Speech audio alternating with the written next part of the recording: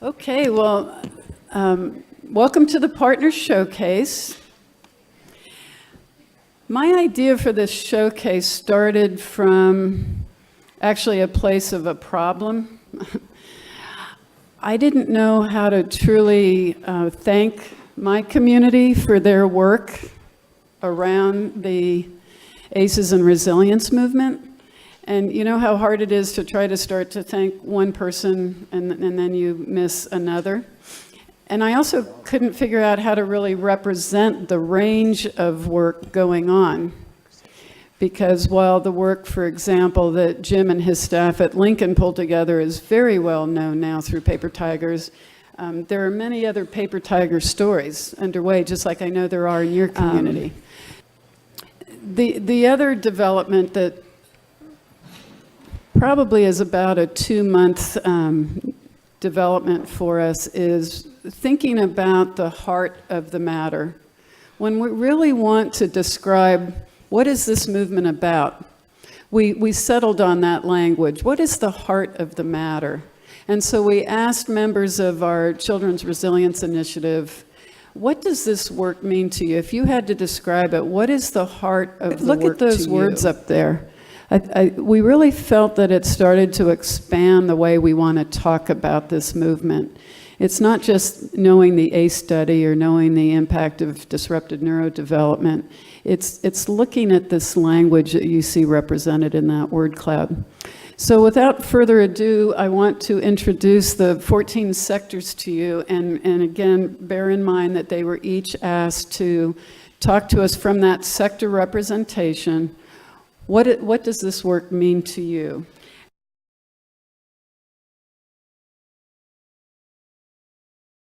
Terry came out with this resilience program. It really helped start looking at that child. I remember seeing a video, and it just kind of turned the light on for all of us, was that a child screaming, yelling, coming into the classroom. And after this training that we received, you know, the child is still yelling and screaming, but yet we look at that child in a different way. We look at that child as what's going on with this child? What can we do to help? And so we really looked at that. When we talk about social and emotional, we talk about, it goes hand in hand. It's not something that we can build. It's something that we need to start at an early learning age. And like I said, thanks to the Trauma Smart, and you guys attending this conference is really going to help those educators at that young age build those skills so they can go hand in hand with that. In early learning, we do provide that professional support. We really want to make sure we're equipping our teachers with that support and that leadership that they need to deal with the children, so we don't have to pay for that cost later on when they're in school. It's so much better to build those skills at a younger age. And the key to this is having that parent involvement, having those parents involved in the whole step of the way. And that's one of the things that we like about our programs, and what they really taught us is to make sure those parents are involved in the whole step, because there's nothing we can do if the parents aren't working with their children at home and building and knowing those behaviors, those feelings that they're having with that. So I want to thank you guys for attending, and thanks Terry for really having us being involved in that Trauma Smart Walla Walla.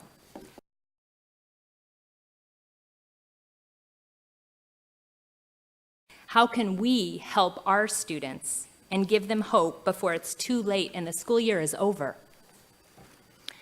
This is what I've discovered, and this is the heart of my teaching.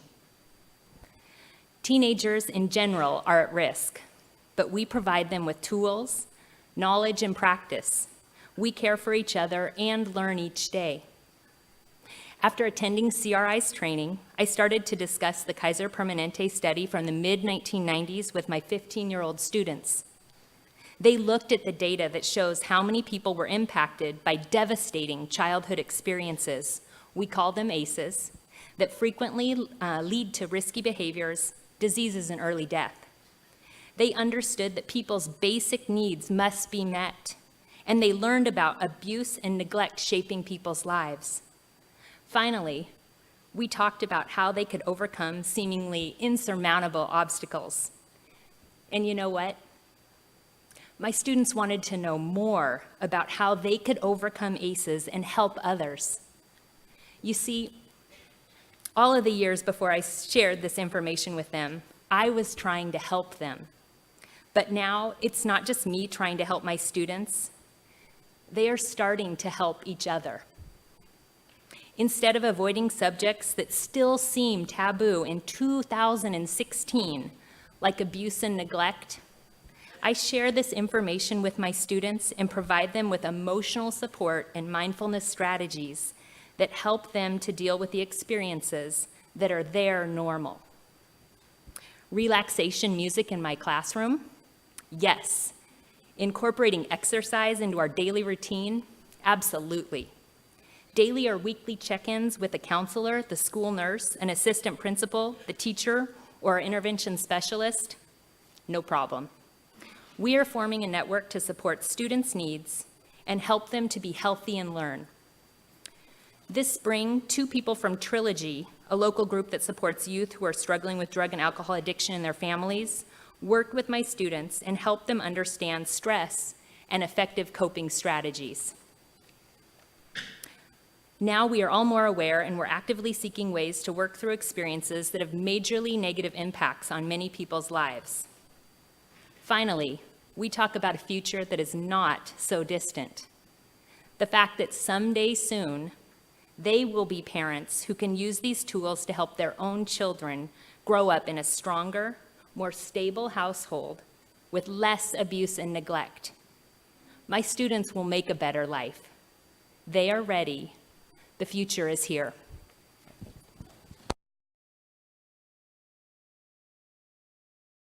So when Terry asked me what the heart of the matter is for me, it's twofold.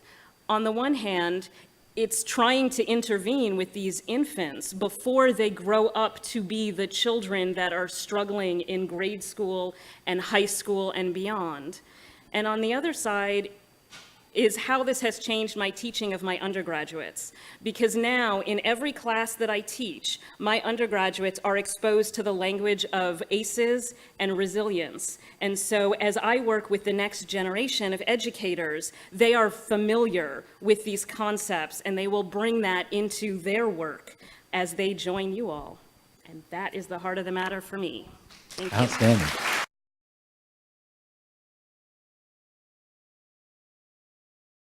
Barilla, my friend, does not have a powerful title, nor does she have a big budget, but she has an incredible grasp of influence and has used it to change our town.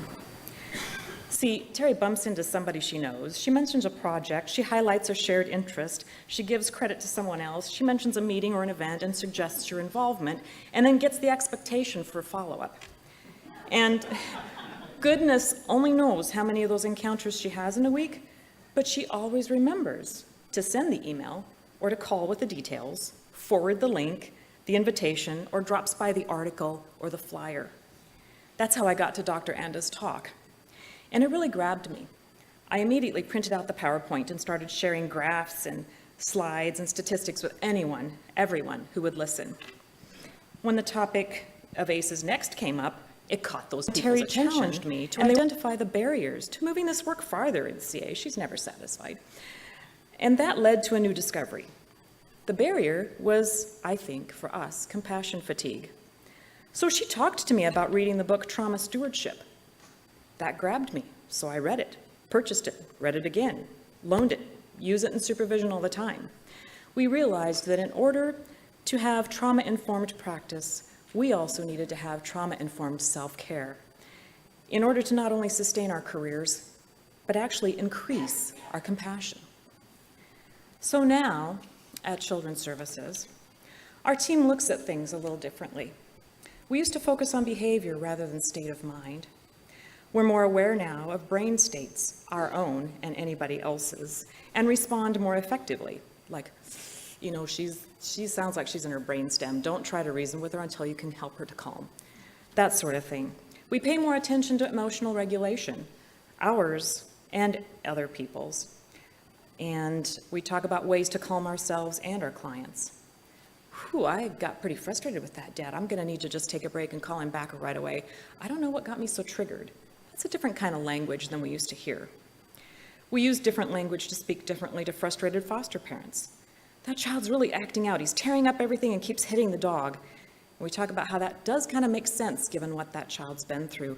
How can we support you in giving him a steady, predictable response? And we're glad that this is spreading. We refer more services to our providers who have this ACEs and resilience understanding. Just last month, Terry's PowerPoint module for caregivers was shared with our licensing division and was well received. So then we shared it with the Alliance, which is our agency-wide training contractor, and got them interested. Together with licensing, we've requested that it be reviewed for official statewide caregiver training. Just another ripple. Thank you. Thank you, Sonia.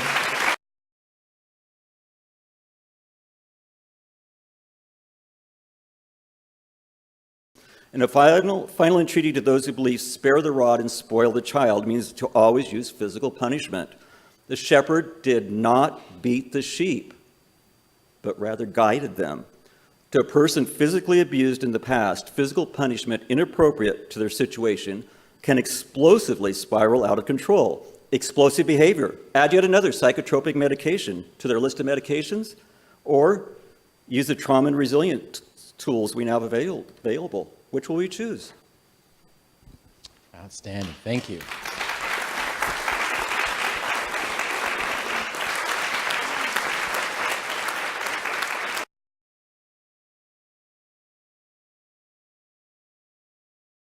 So the heart of the work for ACASA is the child's story. We learn that story by walking with them through the process of hurts and of dreams for their future.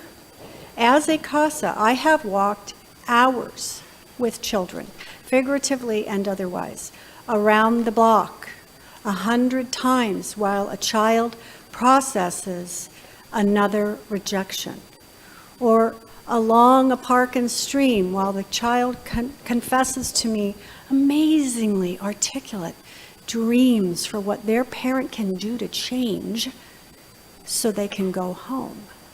I've walked with children from their classroom to their reading room to watch how hard it is for a kid to learn to read when their brain has been soaked in toxic stuff since they were very, very young. It's very, very hard to be a foster child. And all I can say is that occasionally we have these moments where a child recognizes the value of their relationship. I have one boy right now who's 13.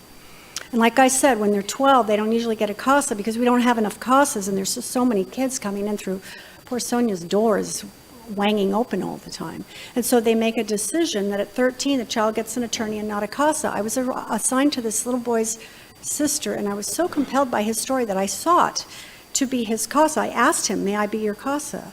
And I asked the judge, and the judge appointed me. And he's an amazing kid. I don't know where he gets the resilience, but he has it.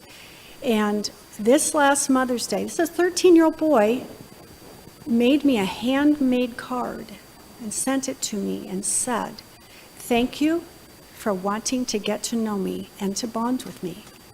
So for me, that really is the heart of the work.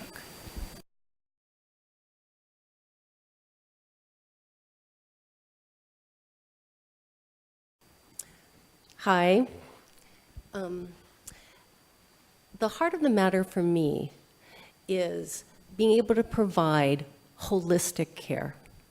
Throughout my training, I was given technical and medical tools and knowledge, but that didn't teach me how to give good care. When I first came across this set of information sets, this set of concepts, it finally dawned on me that seeing 30 kids a day, fixing ear infections, boo-boos, and measuring their head circumferences was not enough. How can we work together to provide holistic care? How can I exercise the charge that I was given upon leaving my program, my pediatric residency, to provide optimal care and to seek to help these children achieve their potential? That is the heart of the matter to me. And I welcome everyone in this room to seek out their own pediatricians and medical professionals and ask them what their thoughts are on the matter. and to work together with them. Pick up the phone and call them. And tell them about the children and families that you serve. And tell them what you think they need. Because I assure you, most pediatricians in this country are still working as hard as they can and doing the best they can. But they're doing it in silos, right? They don't have all of the input and knowledge that you have, which is extremely important to the welfare and well-being of their kids. So that is the heart of the matter to me. Let's face it, the ear infection will heal, right? The kids will end up doing fine by and large. It's their psychological, emotional, and security needs that we have to put at the forefront. Thank you. Thank you, Lisa.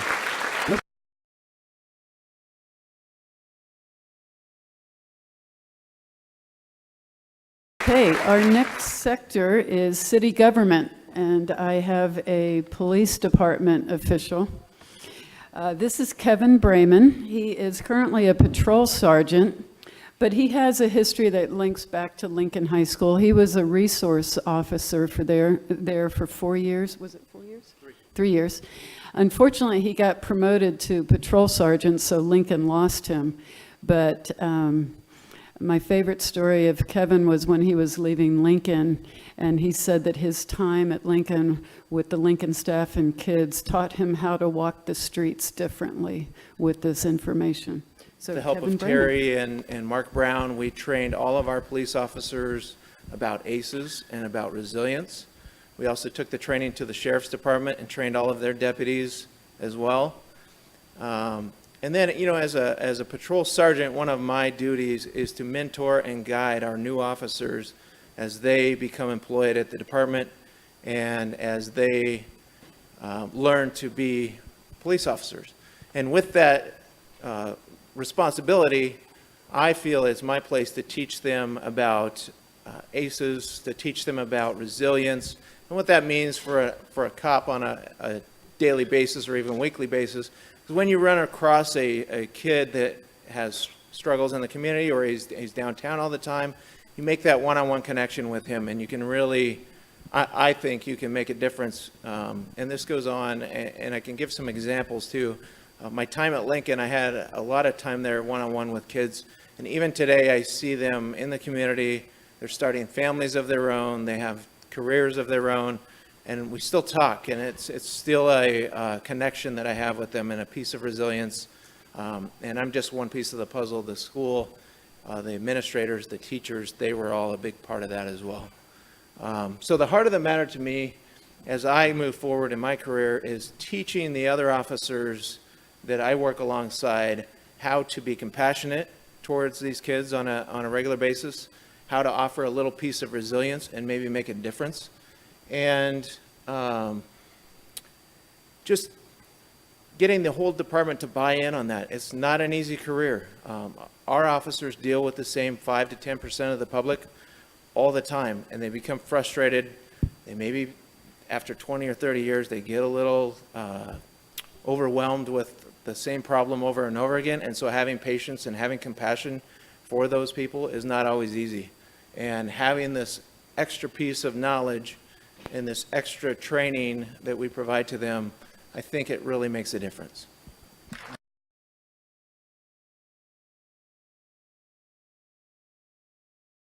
And so trauma-informed has really been able to give us an opportunity to really utilize a different language and come at what we felt and we knew in the spirit in which we were trying to work is the right way to work. And so, as many of you probably would guess, our labor force is primarily immigrants, most coming from Mexico, most coming out of poverty, which pushed them up to this country. We see them as economic refugees, but they themselves are also working through the trauma of poverty and whatever else might have happened to them in the course of getting to us. And so, you know, and then I guess what I would share is that we have a number of different ministries, some of which have been the elementary school that we created, as well as a daycare. And they were really sort of the touchstones of which we really sort of started linking into the trauma-informed conversation. We've had great partners coming to us and actually teaching our staff in the elementary schools. a little bit about this, and it came to stand to reason, not only from the business perspective we were coming from and trying to develop our own people and develop our own leaders so we could be a better business, but we were dealing with trauma on the other end in terms of what our school teachers were seeing in the classroom, and realizing that oftentimes that the very employees that were working with us were oftentimes perhaps part of the problem that people were seeing in the classroom.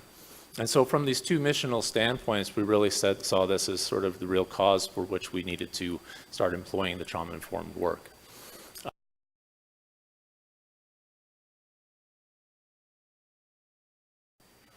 Friends was born in 1999, so now it's 16 years old. We have some kids in our program who are 16 and 17 years old. We also have some kids who are in kindergarten. The first friend, really one of the first friends, came from a farm labor camp in Milton Freewater. He later became president of the community council. His name is Roger Esparza. The person that started Friends was Doug Barron, who went door to door in what they would call the underprivileged area of town and found Roger selling cigarettes when he was 7 years old, door to door, for gang members. Roger's a good friend of mine. But I have to tell you where my story comes from is when I got here, I didn't know anything about Friends. I didn't even think of myself as a mentor. But once I got into Friends, I realized that I've been a mentor for 19 years prior to this with my stepchildren and their children who were all involved in the drug culture in Phoenix and got out of it. And they got out of it because they had a mentor and mentors that helped them along the way.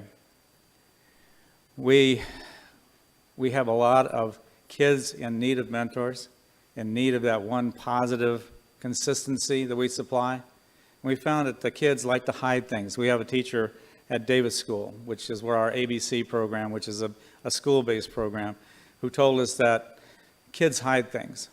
You don't really know what's going on. They're quiet some days, and they're just, whoa, next days. And it's really kind of interesting when we have mentors that go in and wonder, why am I here? This kid is just like crazy. This is really nice, and they're jumping around and things like that. And we remind them that this is probably the only time during the week where they get to do that, and they get somebody to listen to them, and they get somebody to give them worth and listen to their dreams and so forth, so on. So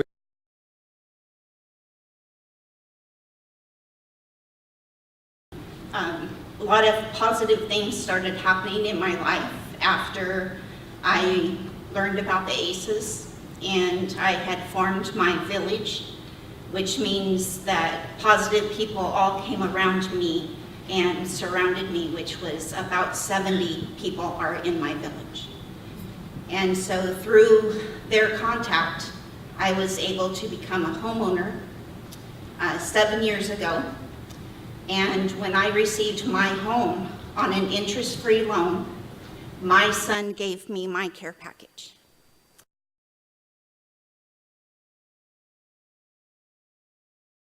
I'm in class with this little boy, and I get second grade, and we were doing writing prompts for journals. And this little boy, I don't know anything about him because this is not my role. I just decided to take this job in the summer to work on these practices so I can be a better coach. And this little boy didn't want to write, and he starts to dysregulate, and I'm like, oh goody, we can practice. And then he starts to fall apart, and I was looking at him going, well, you know, trying to brainstorm and things like that, and he goes, I don't have a mom, and I don't have a dad, and I don't know where to start. And I stopped, and I said, that's not right. Let's not write. Let's just talk. And at that moment, I realized this is why I'm an educator. This is why I have a different lens. This is why I'm reformed in my practices. I'm a reformed parent. I'm going. Put your hands down. I'm a reformed parent. I am a reformed community member, and I'm a reformed educator because of knowing all this. So I was able to step back from what I was supposed to do and not strong-arm that little boy into writing what I needed him to write, but to step back and to get him from back here to up here. And it takes a lot of work, and there are obstacles every single solitary day. But every day that I go to bed at night, and I'm self-reflective for my parenting role and my role as an educator and my role as a community member, I ask myself, did I do my best? Am I looking through the right lens? And that's the heart of the matter for me. And every day and every person and every child is worth it by their birthright. They have dignity to be treated with respect as an educator. And so I encourage all of you to go back, take this information, and figure out how you're going to make it work. But don't let a day go by without you imparting these practices into the work that you do in your home and in your school and your community.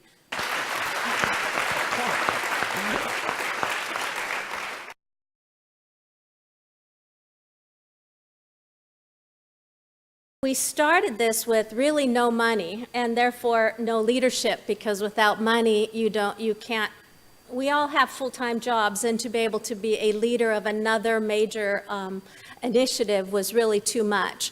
The MARC grant has allowed us to hire a director to build the consortia. So the sanctuary model is, trauma-informed is built throughout the whole thing, but it has 7 commitments. That we have a commitment to nonviolence, we have a commitment to social learning, we have a commitment for emotional intelligence. There's 7 total commitments. I won't go into the details regarding them, but it became like the umbrella for which we were to work under.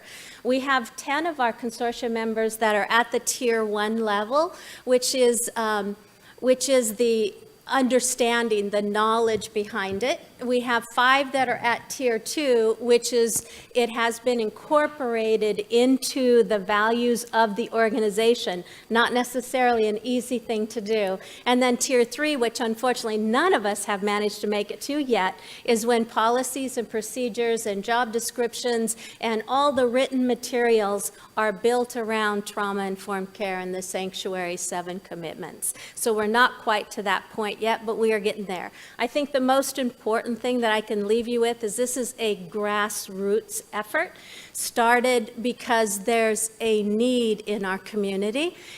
We have been working towards developing a community that is indeed a sanctuary for our youth and our families, and therefore that is our legacy, is to be able to leave our community as a sanctuary to all who live and work there. Thank you. Can we please give a big round of applause to our 14 all of our sectors? speakers. Thank you, guys. Thank you so well done. much. Well done.